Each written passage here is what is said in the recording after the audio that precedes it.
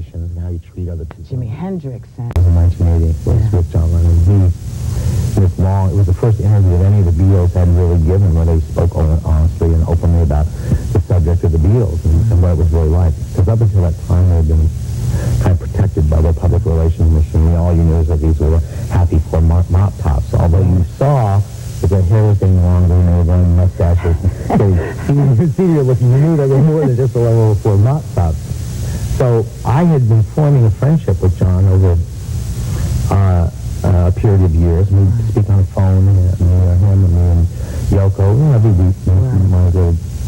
The office in San Francisco, which was where the printer's loft, and I met them in England and so on. So I knew someday or other, and there'd be little interviews along the way and little stories, but I knew someday or other we would sit down and he would tell me the story of the Beatles, and then he finally did do that, and it was an amazing story. It is an amazing interview. It was an amazing interview with fabulous pictures by the amazing Annie Leibovitz. Right. How did you guys hook up? Well, Annie was going to go to New York and do the interview with John, and she came up to me and said, take me along, it'll be cheaper than hiring a photographer in New York.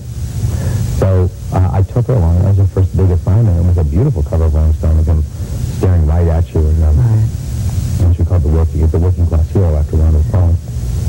And she did great, and then we just went on along and ride together for 10 years or so. At first reaction is that it's so how stunning it is. I mean, this is an amazing picture. And then she said, this is the one they want for the cover. And I realized then, of course, there was no avoiding it. That's what they wanted. Okay, good, let's do that. This was going to create some controversy and, get us thrown out of the supermarket and thing, but they wanted it. It was fine. And of course, I couldn't help but remember that they had 20 years earlier or something like that given me the picture of the two of them naked, the two virgins picture from the record that was being in the United States, which we ran on the cover, the back shot, and inside shot, the center spread of them, frontal shot of our first anniversary issue after issue number 22, which was in 1968.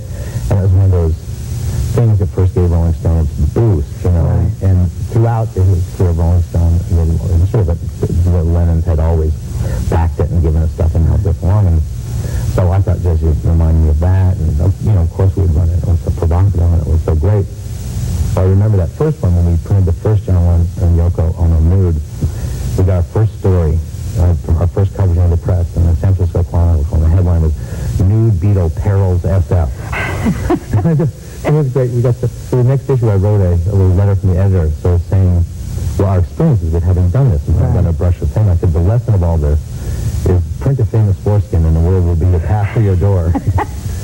So here we were again with another naked picture of John, but this time really powerful. Yeah. And then the most extraordinary thing happened was that awful thing where he was killed several days later.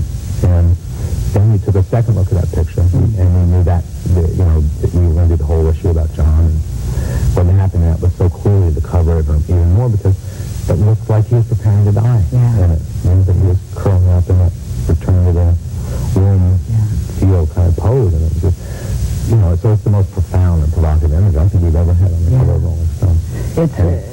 It is wonderful because Rolling Stone is one of those sort of landmark magazines. And then there's Us, which is quite different and sort of younger, I think, and I guess